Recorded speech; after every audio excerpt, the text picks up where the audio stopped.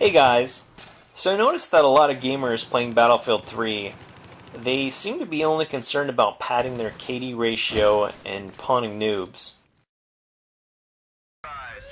So let me just first state that I don't think there's anything wrong with having a healthy KD ratio.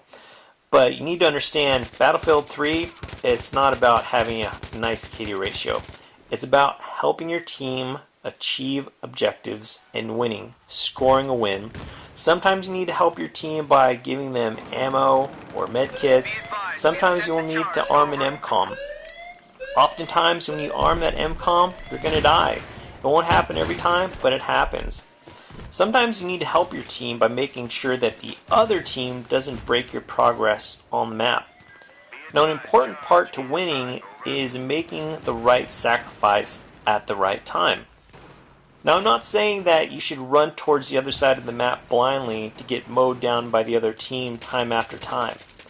What I am saying is that you'll need to be willing to make a sacrifice every once in a while to help out your team, especially when they're in a bind. So often you will be the deciding factor to determine your team, whether your team gets a win or a loss. Often the choices you make with your team, it really is going to tip the scales determining if your team gets that win. Now, if you work together as a team and make the right sacrifices at the right time, your team will win.